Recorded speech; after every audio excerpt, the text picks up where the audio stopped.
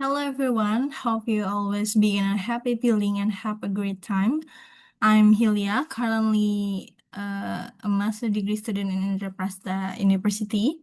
In this opportunity, I'm going to discuss shortly about the mastering English as a foreign language, strategies for success, like how English become the key language to access our success. Okay. Next, I have the outlines on what will we discuss. First, the introductions telling about on why English is important. Secondly, in introduction to EFL, English as a foreign language, it tells about its definition, characteristic, and the difference between EFL and ESL, English as second language. Thirdly, key principles of mastering English. Fourth, the challenge in EFL and how to overcome it. Next is how to improve your English skill. And next is what will we achieve after mastering English skill. And last is conclusions and closing. Okay, let's start from why is English important. As a global language, English is used as a tool to help communicating with people all over the world. It helps us to spread our links and know more about the world. It helps us easier to explore more about another culture in another side of world. It becomes a tool to unite all people around the world. In the professional field, English becomes a basic skill to help as a most of company incorporate English skill to hire their employee. Then, what is EFL? EFL, English as a foreign language, it can be defined where English is used as a subject of learning material in the country or a place where English is not their second language and people are not common in using English in their daily life. And the characteristics of EFL mainly learned in classroom or it is used in academical or educational or global communication purposes. Commonly, English is only used in a formal situation only. So what is the difference between EFL and ESL? ESL, English as a second language. Shortly, ESL can be defined where English is used as their second language to communicate daily among people in their country. The difference between these two is EFL dominantly implemented uh, in educational or global communication purposes, while ESL is used in daily life. Instructor also EFL is more stick to the grammatical, while ESL focusing on listening and communication. Key principles of mastering English. First is consistency in learning English. In order to master English, we need consistency to make it perfect. Do not afraid of being mistakes in grammatical or pronunciation. In fact, the mistakes is part of the learning. Practice regularly and consistently even it is not perfect. Second is not think about the structure first. Like I said before, more of people are afraid before starting due to the structure. In fact, just try first. It is not a matter either it is correct or not. Third, practice makes perfect. Always practice more and more. Trust the process. Trust the process. And last is always feeling motivated. Always feeling motivated and positive. Always remembering your purposes to begin with, to stay motivated, and always trust the process that you can do it. Think positive. Next is what are the challenges in EFL? I divide it into two: limited exposure to English and lack of confidence. Limited exposure to English, commonly implemented in specific areas like classroom, rarely used in daily life for communications, used for formal or specific purposes like work, and different language structure. Limited exposure to English, where English as a foreign language is commonly implemented only in specific area like classroom, meeting room, and rarely used in daily life for communications. English is only used for academical and educational or global communication purposes, and it is uh, like a formal or specific like a specific process like work.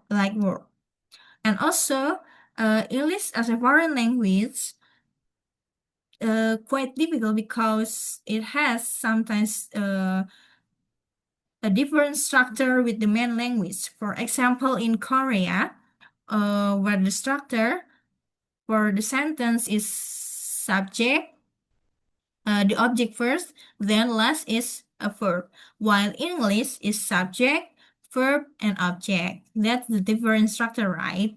And also lack of confidence, feeling fear and anxiety of being wrong grammatically or pronounced, unfamiliar with language as it is not commonly used, and not all people can understand the language.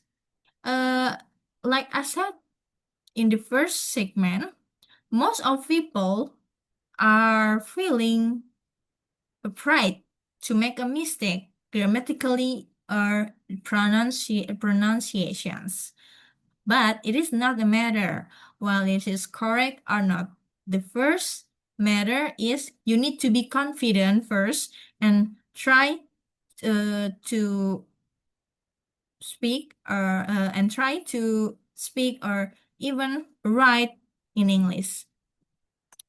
And because English is not uh, their main language or second language, it is not unfamiliar and it is not unfamiliar, and most of people cannot understand the language. Like in Indonesians, because English is not our second language, it is quite difficult to find the environment where we get the support to learn in English. So, how to overcome the challenge? First, develop your vocabularies, knowledge, and grammar, creating habits and strategies to achieve. Use technology as a tool in EFL. Keep motivated to build the confidence. Well, when I first learned the English, I challenge myself that I need to know at least 10 new vocabularies in a day. I search the new vocabularies from listening to the songs or watching the movies or even reading the book like a novel, poems, or short stories. And then I write it down uh, on the small notes. Uh, I do it every day, and it is become my habits until now. Sometimes when until now. And also because we live in a modern period when technology is growing more and more, we can use like AI to learn English, and also to use media social to communicate it with different people from another world to practice our English. That's quite easy, right? And also from the applications like language application, Duolingo, and etc. And also we need to always remembering the reason why we first learning English, to keep motivated and always be confident and positive.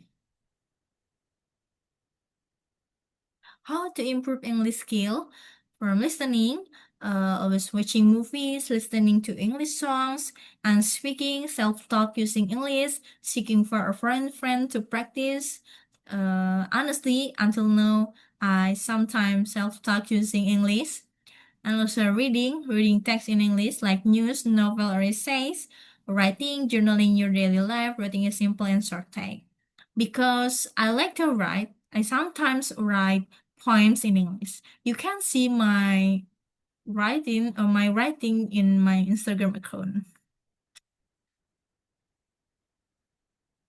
So, what will we achieve by learning English? First, I divided it into two. Self-branding. Mastering English means we have skill to expand our link globally and it helps to open access widely. And second, life development. The better opportunities in career will come as most of companies now incorporate English as a basic skill.